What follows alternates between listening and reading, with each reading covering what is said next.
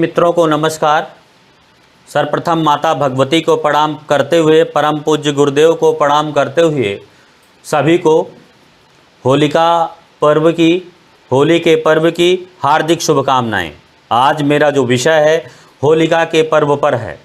आज मैं होलिका दहन का मुहूर्त, होलिका दहन पर बनने वाला नाड़ी ज्योतिष का विशेष योग और होलिका दहन में क्या करना चाहिए और होलिका दहन में किन किन मंत्रों, होली के दिन किन किन मंत्रों का जप करना चाहिए जिससे मनुष्य का जीवन सुखमय, शांतिमय, समृद्धिमय बन सकता है। तो देखिए, होलिका दहन का जो मुहूर्त है वो 17 मार्च 2022 को होली मनाई जाएगी। इस साल होली 17 मार्च 2022 को मनाई जाएगी। फाल्गुन शुक्ल पक्ष पूर्णिमा के दिन होली का त्यौहार मनाया जाता है और उस दिन कहते हैं प्रदोष व्यापिनी पूर्णिमा होनी चाहिए। तो अगर हम इस दृश्य देखते हैं तो भी पूर्णिमा उस दिन पड़ती है। और दूसरी बात क्या है, होलिका दहन तब किया जाता है तब जब जिस समय भद्रा न लगी हो। इस बार जो भद्रा है वो भद्रा जो का समय जो है वो 1:30 बजे से दिन के 1:30 से रात्रि के 1 बजे तक है। तो इसका मतलब ये हुआ कि होलिका दहन रात्रि को 1 बजे 1 बजे के बाद होली जलानी चाहिए। ऐसा नहीं है। देखिए, हमारे शास्त्रों में निर्देश है कि यदि भद्रा निशीथ व्यापी है, अर्धरात्रि तक यदि भद्रा है, तो भद्रा का जो मुख्य अवधि है, मुख्य अवधि को छोड़ करके अन्य समय पर हम होलिका दहन कर सकते हैं। इस बार जो भद्रा का मुख्य अवधि है भद्रा की, और रात्रि को 10:14 से 12:14 तक है। तो 10:14 से रात्रि 12:14 तक भद्रा की मुख्य अवधि है। इस समय हमें होलिका दहन नहीं करना चाहिए। बाकी हम शाम के समय लगभग 6:30 बजे के बाद होलिका विभिन्न शहरों के अलग अलग टाइम के अनुसार हम होलिका दहन कर सकते हैं। जैसे दिल्ली का जो समय है 18:26 से 19:14 तक, और बम्बई का 18:45 से 19:33 तक। देखिए, अगर भद्रा सारी रात रहती तब उसका विधान यही है कि भद्रा का जो मुख्य अवधि है, मुख्य अवधि को छोड़ करके आप होलिका दहन कर सकते हैं उसमें। लेकिन कुछ लोग जो बिल्कुल कट्टर मतानुयायी होते हैं वो 1 बजे के बाद ही होलिका दहन करेंगे, लेकिन शास्त्र में इसका निर्देश है। दूसरी स्थिति देखिए, होलिका दहन में क्या करना चाहिए। होली के दिन आप लोगों को सर्वप्रथम हनुमान जी के मंदिर जाना चाहिए, हनुमान जी को प्रणाम करना चाहिए, लड्डू का भोग लगाना चाहिए, बजरंग बाण या हनुमान बाहुक का पाठ करना चाहिए। उस दिन आपको जाकर के सिंदूर अवश्य हनुमान जी में लगाना चाहिए।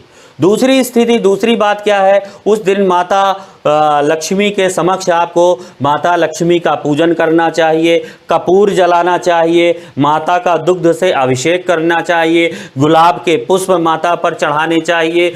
चौथी स्थिति जो महत्वपूर्ण जो है, उस दिन आपको कम से कम श्री सूक्त के 5 पाठ या कनकधारा स्तोत्र के या कमला स्तोत्र के कम से कम 5 पाठ अवश्य करने चाहिए। इससे हमारे प्रारब्ध के जो बुरे कर्म हैं, जो पाप कर्म हैं, जिससे हमें अपनी जीवन यात्रा में कष्टों का अनुभव होता है, ऐसे पाप कर्मों का शमन होगा। परमात्मा की, ईश्वर की कृपा मिलेगी। ईश्वर की कृपा के पश्चात जीवन सुखमय, शांतिमय, समृद्धमय, ओजमय, भगवदीय सामर्थ्य युक्त बन जाएगा। देखिए, अब क्या है, एक कहानी आपको बताते हैं कि जिस समय हिरण्यकश्यप जैसा एक दुर्दांत अपराधी था, एक बहुत बड़ा राक्षस था, वो अपने पुत्र से बड़ा द्रोह करता था, क्योंकि उसका पुत्र देव सत्ता को मानता था, वो राक्षस था, वो असुर सत्ता को मानता था।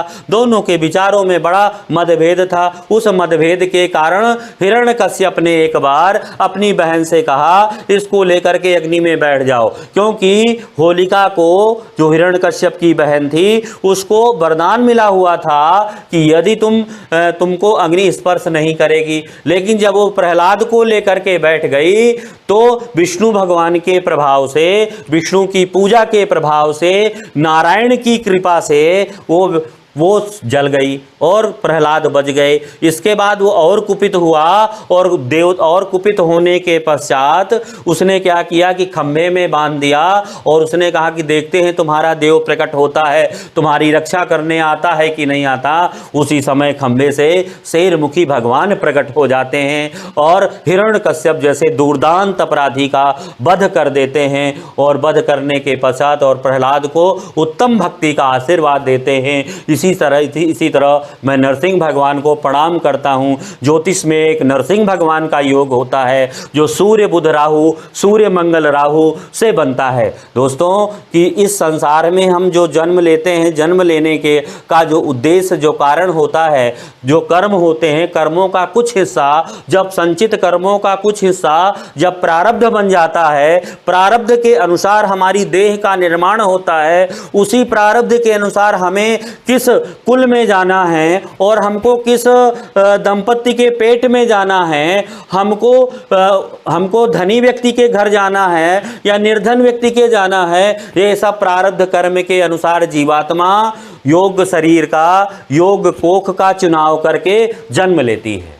जब प्रारब्ध कर्म का कुछ हिस्सा जब वो जन्म लेती है, जन्म लेने के पश्चात यदि वो शुभ कर्म करके आती है तो शुभ कर्मों का फल उसे सुख के रूप में मिलता है और अशुभ कर्मों का फल उसे पाप के रूप में भोगना पड़ता है। इसलिए कई लोग आप लोग देखते होंगे कि बहुत से बच्चे जन्म से लोगों के दिल में छेद होता है, कोई विकलांग होता है, कोई जल्दी मर जाता है, कोई बड़ा कष्ट देखता है। भगवान की किसी से किसी की कोई दुश्मनी नहीं है। जन्म जन्मांतर कृतम पापम व्याधि रूपेण दृश्यते। जन्म जन्मांतर के किए गए पाप व्याधि के रूप में, कष्ट के रूप में, रोग के रूप में प्रकट होते हैं। ईश्वर तो समदर्शी होता है, उसे किसी के सुख दुख से कोई लेना देना नहीं होता है। वो समान रूप से वो संसार सारे संपूर्ण जीवों पर समान दृष्टि रखता है और पात्रता के अनुसार व्यक्ति को अच्छा और बुरा फल मिलता है। उसकी पात्रता ही उसको सुख दुख निश्चित करती है। अब देखिए प्रश्न होता है कि जब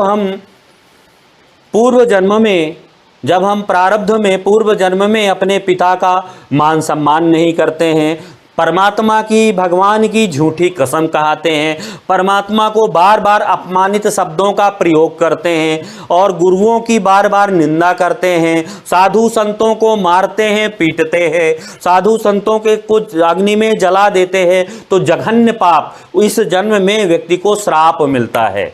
महिलाओं के साथ अत्यधिक दुर्व्यवहार करते हैं तो व्यक्ति को श्राप मिलता है और श्राप के कारण व्यक्ति बड़े कष्ट भोगता है। उसका जो प्रारब्ध है, उसके जो कर्म हैं, सब शून्य हो जाते हैं।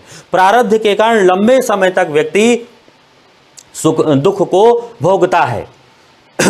तो जिस समय देवताओं का जब द्रोह होता है, जिस समय अब कोई भी व्यक्ति, जो व्यक्ति अपने संतान की सेवा अच्छी तरह से देख रेख नहीं करता है, संतान उस व्यक्ति की देख रेख नहीं करते हैं। कई बार हम देखते हैं कि हमारे माता पिता बहुत वृद्ध हो जाते हैं, हम ओल्ड एज या अन्य जगह पर होम में उनको छोड़ आते हैं या बार बार वो कुछ मांगते हैं तो हम उनके साथ अच्छी तरह से पेश नहीं आते हैं, बार बार हम उनको अपमानित करते हैं। तब क्या होता है? तभी निर्माण होता है सूर्य बुध राहु का, सूर्य मंगल राहु का। सूर्य क्या होता है? विश्व आत्मा का कारक होता है। सूर्य आत्मा का कारक होता है, ज्ञान का भी कारक होता है, प्रकाश का देवता होता है, राजाओं का कारक होता है, संतान का कारक होता है, उच्चता का प्रतीक होता है। और इस संसार में जितनी भी उच्च संभ्रांत चीजें हैं वो सूर्य के अंतर्गत आती हैं। यदि सूर्य राहु के साथ बैठ गया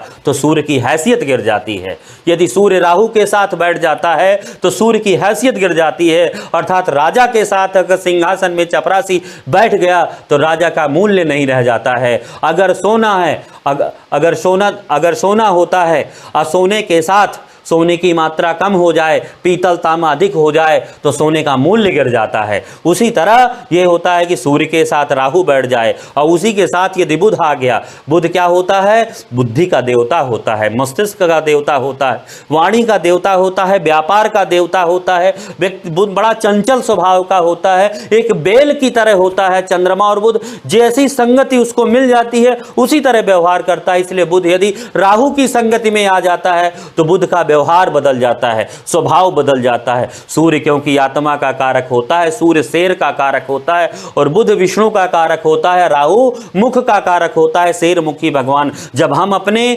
पुत्र की, अपने संतान की अच्छे से देख रेख नहीं करते, अपने पिता का अच्छा सम्मान नहीं करते हैं, वृद्धावस्था में पिता का सम्मान नहीं करते हैं, उसकी सेवा नहीं करते हैं, हम बार बार परमात्मा की झूठी कसम खाते हैं, बार बार हम बार बार हम सरकार को नुकसान पहुंचाते हैं, प्रकृति में कोई ऐसा काम करते हैं जिससे प्रकृति को, लोगों को नुकसान पहुंचता है, तब हमारी कुंडली में सूर्य बुध राहु का योग और सूर्य मंगल राहु का योग होता है। तब हमारी संतान हमें कष्ट देती है, तब हमारे कार्य अच्छे नहीं होते हैं, हमारा स्वास्थ्य अच्छा नहीं होता है, हमारे जीवन में रुकावट आती है, हमेशा बुरे बुरे सपने आते रहते हैं। ये इसी ग्रह का प्रभाव है। इसी समय तो शेरमुखी भगवान प्रकट होते हैं। देखिए, जिस समय नरसिंह भगवान प्रकट हुए, तब प्रकट हुए क्योंकि उस देवता का अपमान हो रहा था। बार बार वो चुनौती दे रहा था कि कहाँ है तुम्हारा विष्णु, कहाँ है तुम्हारा नारायण, कहाँ तुम्हारा रक्षक, कहाँ है। बार बार देवता का से द्रोह कर रहा था, देवता को ललकार रहा था। देवद्रोह यहाँ पर बना। दूसरी स्थिति देखिए कि पुत्र ने भी पिता की अवमानना की थी, क्योंकि पिता कहता था कि मैं भगवान हूं, लेकिन वो पिता की बात नहीं मान करके वो क्या मानते थे, वो विष्णु को, भगवान विष्णु को ईश्वर मानते थे, भगवान विष्णु को पर उनकी मान्यता थी, आस्था थी, तो पिता के सिद्धांतों का भी विरोध हुआ। कहानी प्रतीकात्मक होती है, उसका भाव तो यही बनता है। इसलिए पिता के भी सिद्धांत, पिता की अवमानना होने पर ये योग बन जाता है। हम अपने वृद्धावस्था में अपने माता पिता की सही देख रेख नहीं करते हैं, हम अपने संतानों की देख रेख नहीं करते, तब योग बनता है, बड़ा कष्ट देता है। और इसी तरह का मृत आत्मा योग भी बन जाता है, क्योंकि राहु तो डेड बॉडी होती है, सूर्य आत्मा का कारक होता है। सूर्य के साथ राहु, अब मंगल क्या होता है, मंगल शरीर का कारक होता है, शमशान का कारक होता है। अगर सूर्य मंगल राहु आ जाएं तो प्रेत आत्मा, मृत आत्मा का भी योग बन जाता है। अब देखिए, सबसे बड़ी बात, ये तो योग हो गया। इसके लिए क्या करना चाहिए, हमको वृक्ष लगाना चाहिए, हमको ईश्वर की आराधना करनी चाहिए, नारायण कवच का पाठ करना चाहिए, पीपल के वृक्ष में जाकर के दूध हल्दी चढ़ानी चाहिए, कई पीपल के वृक्ष भी लगाने चाहिए। अगर संतान बार बार कहना नहीं मान रही है तो कम से कम पीपल के वृक्ष में जाकर के उसकी जड़ों पर दूध और हल्दी अवश्य चढ़ाना चाहिए। अब देखिए, ये तो एक योग की बात हो गई, कहानी हो गई। अब आपको होलिका दहन में साबर मंत्रों का उपयोग करते हैं। इन साबर मंत्रों के द्वारा बड़े सरल होते हैं, ये उपाय बड़े सरल होते हैं, लेकिन इनका कारगर उपाय, इनका फल जो होता है बहुत कारगर और सटीक होता है। कई बार आप देखते हैं, बहुत लोगों के पास पैसा होता है, बहुत लोग मकान बनाना चाहते हैं, लेकिन मकान में कुछ ना कुछ बाधा आ जाती है, या तो निर्माण नहीं हो पाता है, या जमीन लेते लेते रुक जाते हैं। उस समय हमको क्या करना चाहिए, बहुत अच्छा दोस्तों मुहूर्त है होलिका दहन के शुभ अवसर पर। होलिका के अर्धरात्रि 12 बजे जिस दिन होली जलाई जाए, उस दिन 12 बजे रात को ओम देवोत्थानाय नमः इस मंत्र का 51 माला जप करना चाहिए। पूरब की तरफ मुख कर लेना चाहिए, लाल आसन पर बैठ जाना चाहिए, और सामने एक दीपक जला लेना चाहिए, और इस मंत्र का देवोत्थानाय नमो नमः, इस मंत्र के रुद्राक्ष की माला से 51 मंत्रों का जप करना चाहिए। मकान में आने वाली आपकी बाधाओं में शांति मिलेगी, और धीरे धीरे मार्ग प्रशस्त हो जाएगा, और आपका मकान भी बन जाएगा। लेकिन शर्त तो वही है, मकान बनने में पैसा लगता है। समय के साथ शनि के ऊपर शुक्र का भी गोचर, शुक्र के ऊपर शनि का गोचर होना चाहिए। अब दूसरी चीज़, ऐसे लोग जो होते हैं, अब दूसरी चीज़ देखिए कि कुछ लोगों के जीवन में तंत्र बाधा ज़्यादा रहती है, कुछ लोगों के जीवन में बार बार उनको असफलताएं मिलती हैं, उनको ऐसा लगता है कि चारों तरफ से हमारा व्यापार बंध गया है, बंधन आ गया है। तो भाई क्या करें, तो काले सरसों ले लीजिए, पीले या काले सरसों ले लीजिए, और सरसों लेकर के ओम ह्लीम फट इस मंत्र को 11 बार कहिए, और 11 बार उतार लीजिए। एंटी क्लॉकवाइज आपको उतारना है, 11 बार आप उसको उतार लीजिए। उतारने के बाद यही आपको जाकर के जहां पर होली जल रही है वहीं पर इसको डाल देना है। अब तीसरी स्थिति होती है यदि आपका ऑफिस में काम कर रहे हैं और आपका काम बड़ा संतोषजनक है, आप परिश्रम भी बहुत अच्छा कर रहे हैं, लेकिन अब आपका प्रमोशन नहीं हो रहा है, आप बार बार रुक रहे हैं, प्रमोशन में आपके रुकावट हो रही है, तब आपको क्या करना चाहिए? ओम टंकारिण्यै नमः, ओम टंकारिण्यै नमः, ये देवी का मंत्र है। इस मंत्र का आपको 21 माला जप होलिका दहन के 1 घंटे पूर्व इस मंत्र का जप करना है आपको। इस मंत्र के जप करने से आपको आपका प्रमोशन हो जाएगा। अब अगली चीज होती है कि यदि आपके जीवन में आपको यदि देखिए ओम धम ध्राम ध्रीम ओम, ये मंत्र है, ओम धम ध्राम ध्रीम ओम, इस मंत्र को 21 बार आपको जपना है। और क्या करना है? 3 गोमती चक्र ले लेना है, 1 लोटा पानी ले लेना है, 1 लोटा पानी में थोड़ा सा आपको 3 गोमती चक्र 1 लोटा पानी में डाल देना है। और इस मंत्र का ओम धम ध्राम ध्रीम ओम, इसको 11 बार से 21 बार है 51 बार इसको जपना है। उसके बाद 3 बार पानी में फूंक मारना है, किसी पौधे में डाल देना है। आपके व्यापार में जो बरकत नहीं होती है, आप कितना भी कमाते हो घर में पता नहीं चलता है आय कहाँ चली गई, इस मंत्र के जप से आपको लाभ मिलेगा, आपकी बरकत होने लगेगी, आपका धन रुकने लगेगा, आपकी स्थितियां, आपको धन आपका जमा होने लगेगा, रुकने लगेगा इस मंत्र के प्रयोग से। अब आपको अगला मंत्र कि बहुत से लोग हमारे जो विद्यार्थी होते हैं इंटरव्यू देते हैं, इंटरव्यू देने में वो सफल नहीं होते हैं, उन लोगों के लिए क्या करना चाहिए? बहुत से लोग आईएएस का इंटरव्यू देते हैं, पीसीएस का इंटरव्यू देते हैं, प्रवक्ता पद का इंटरव्यू देते हैं, किसी भी पद का इंटरव्यू हो, सरकारी नौकरी का इंटरव्यू हो या प्राइवेट नौकरी का हो, साक्षात्कार से मतलब है। यदि आप साक्षात्कार में ज्ञान बार बार पूरी संपूर्ण दक्षता के बाद भी अब आपको सफलता नहीं मिल रही है, तो आपको ओम ह्रीम वाग्वादनी भगवती मम कार्य सिद्धिम करि करि फट स्वाहा, ओम ह्रीम वाग्वादनी भगवती मम कार्य सिद्धिम करि करि फट स्वाहा, इस मंत्र का जप 108 बार करना चाहिए।